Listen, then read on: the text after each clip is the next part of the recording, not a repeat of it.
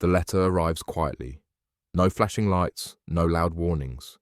Just a simple notification that changes everything for thousands of drivers who believed their vehicles were safely locked into history. The DVLA has now confirmed new classic car rules, and while the word classic often brings to mind freedom, nostalgia, and exemption from modern restrictions, these changes are a reminder that even history is subject to revision. For some, the news will feel like a routine update. For others, it will feel like the clock has suddenly started ticking again. For decades, classic car ownership in the UK has carried a special status. Older vehicles reached an age where they were freed from road tax. Some were exempt from MOT testing. Insurance rules were different. Emissions restrictions were relaxed. It felt like a reward for preserving the past. A nod of respect to engineering heritage. A thank you to owners who kept history alive on modern roads. But rules rarely stay frozen in time. The newly confirmed changes signal a tightening of how classic vehicles are defined, monitored, and allowed to operate. The aim, officially, is to balance heritage with safety, environmental responsibility, and fairness across the wider driving population. The reality, however, is far more emotional for those affected. For many classic car owners, these vehicles are not hobbies. They are memories. They are weekend rituals. They are the sound of childhood holidays, first dates, and long summer drives. They represent a link to a slower, simpler era of motoring. When rules change around something so personal, the impact feels far deeper than a line on a government form. One of the most significant aspects of the new confirmation revolves around eligibility. The definition of what qualifies as a classic is being reinforced more strictly. Age alone is no longer the only factor that matters. Usage patterns, modifications, emissions performance, and compliance history now sit under closer scrutiny. A car that once comfortably sat within classic exemptions may now face renewed assessments. Owners who believed their paperwork was permanently settled may find themselves checking status again, logging into accounts they have not used for years, and trying to interpret what the new wording means for their pride and joy. For some, the change brings practical consequences. Vehicles that fall just outside tightened criteria may lose exemptions they once enjoyed. That can mean the return of road tax, the return of mandatory testing, increased insurance requirements, in some cases, restricted access to certain low-emission zones. For owners on tight budgets, even a modest annual cost can change everything. A car that once felt affordable to preserving suddenly starts to feel like a burden. A weekend drive becomes a financial calculation. A spontaneous trip turns into a decision weighed against rising costs. Another key shift lies in the growing focus on emissions and environmental impact. While classic cars make up a tiny fraction of total vehicles on the road, their individual emissions are often far higher than modern equivalents. The new rules recognize that symbolic exemptions can no longer fully override environmental priorities. This does not mean an outright ban on classic vehicles, but it does signal a future where exemptions are narrower, conditions are clearer, and enforcement is more consistent. That balance lands differently on every owner. Some accept it as inevitable. Others see it as the slow erosion of heritage in the name of progress. The new confirmation also addresses how modifications are treated. Many classic cars have been carefully upgraded over the years with modern components for safety, reliability, or performance. Disc brake conversions, engine upgrades, modern lighting, improved fuel systems.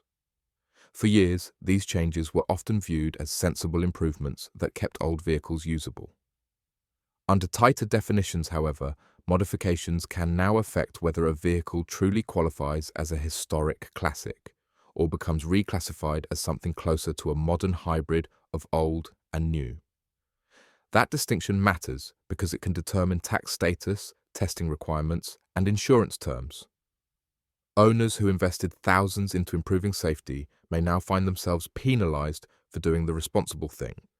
That irony is not lost on the classic car community. Another area of growing attention is how often classic cars are actually used. The traditional assumption was that most classics were driven only occasionally, Sunday outings, club meets, seasonal events. But in reality, Some owners use their classics regularly for commuting, errands, and long journeys. The new confirmation strengthens the link between usage and status. Vehicles that are effectively used as daily drivers are less likely to benefit from full historic exemptions going forward. The message is subtle but firm. Classic status is tied not just to age, but to character of use. For many owners, this feels like a shift in the philosophical contract they thought they had entered into. They preserved an old vehicle, they maintained it responsibly, they expected consistent treatment in return. Now they are being told that usage patterns might redefine their classification entirely. Then there is the digital side of the change. Registration records, exemptions, and compliance are now increasingly managed through integrated systems. That brings efficiency, but it also brings vulnerability for those unfamiliar with digital processes. Small discrepancies in records can now trigger automated checks far more quickly than in the past. An incorrect date, a misclassified body type, an outdated note on fuel type.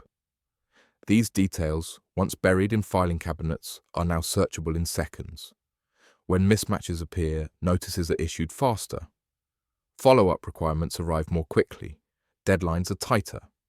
For older owners particularly, this adds a layer of pressure that did not exist before. The emotional reaction to these changes varies widely. Some welcome them as overdue clarity. They argue that the classic status had become too vague, too open to exploitation, and too detached from broader transport realities. Others feel something precious is being slowly boxed into paperwork and regulation. There is also concern within the classic car community about inconsistency. Two identical vehicles, both built in the same year, could now be treated differently based on subtle differences in modification, use, or documentation history. That unevenness feeds frustration and uncertainty. Insurance providers are watching closely as well. Changes in classification ripple directly into premiums. A shift from historic to standard status can increase costs significantly. That alone may force some owners to make difficult decisions about whether to keep vehicles they once planned to pass on to children or grandchildren. For some families, these cars are part of their legacy, a restoration that took decades, a shared project between parent and child, a journey through grief, healing, and pride. When regulation touches something that personal, it never feels abstract. The confirmed changes also highlight a deeper tension in modern transport policy. The push for cleaner air, lower emissions, and safer roads continues to accelerate. At the same time, there is a desire to preserve cultural heritage. Those two goals do not always align easily. Classic vehicles sit directly at that crossroads. They are both cherished artifacts and practical machines operating in modern environments. Each mile driven bridges two eras. Each rule applied weighs history against the future. The DVLA confirmation attempts to redraw that balance more precisely. Whether it succeeds will depend largely on how it is implemented, how flexibly it is interpreted, and how clearly it is communicated to those affected. What worries many drivers most is not the existence of new rules, but how they will be enforced. Will there be grace periods? Will errors be punished immediately? Will communication be clear? Will genuine mistakes be treated with understanding or with penalties? That uncertainty breeds caution, and caution changes behavior. Some owners are already considering reducing usage. Others are planning to sell while values remain strong. Some are bracing themselves for higher costs. Others are simply waiting in silence, hoping they will not be among those affected. Not every classic driver will feel the impact. Many will continue largely as before. But for those who fall on the wrong side of newly tightened definitions, the shift may feel sudden and unforgiving. There is also a generational element at play. Younger enthusiasts often approach classic ownership with different expectations. They tend to be more comfortable with regulation, digital records, and evolving compliance. Older owners often remember a time when paperwork was minimal and trust was higher. This generational divide shapes how the changes are received. What one group sees as sensible modernization, another experiences as creeping restriction. The truth is that classic motoring is no longer insulated from the wider transport ecosystem. Emissions targets, urban planning, digital enforcement, and road safety frameworks now interconnect in ways they never did before. Exemptions that once stood alone now exist inside much larger systems, and large systems by their nature favor uniform rules over exceptions. For drivers, this creates a new kind of responsibility. Ownership is no longer just about upkeep and care. It now includes staying informed, monitoring classification status, understanding usage thresholds, and ensuring documentation remains precise. Ignorance is no longer a reliable shield, yet within this tightening framework, there remains a quiet recognition of the value classics bring. They draw tourism. They support specialist trades. They keep craftsmanship alive. They connect generations. The intent is not to erase them from the road, but to redefine how they coexist with modern priorities. The challenge is aligning that intention with lived experience. Because for an owner receiving a notice that their exemption has changed, the nuance is often lost in the shock. All they see is a new cost, a new test, a new requirement they did not plan for. In that moment, history feels less protected and more penalized. As these confirmed rules begin to exert their influence, conversations will intensify. Car clubs will debate interpretation. Insurers will adjust policies. Buyers and sellers will factor new risks into pricing. And individual drivers will decide what the future of their classic ownership truly looks like. Some will adapt, some will step back. A few will walk away entirely. What remains certain is that the era of hands-off historic classification is ending. In its place comes something more structured, more monitored, and more aligned with wider transport policy. Whether that ultimately strengthens or weakens the classic car world will only become clear with time.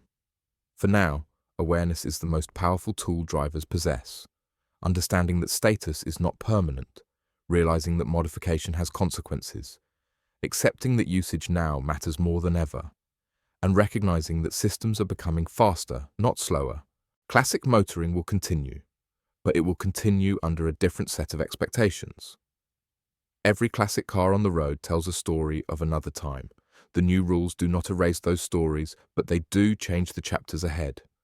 For some, the road forward will feel narrower. For others, it will simply feel more defined. What matters now is not fear, but awareness. Because the past may be preserved in metal and chrome, but the future is shaped by the rules we live under today.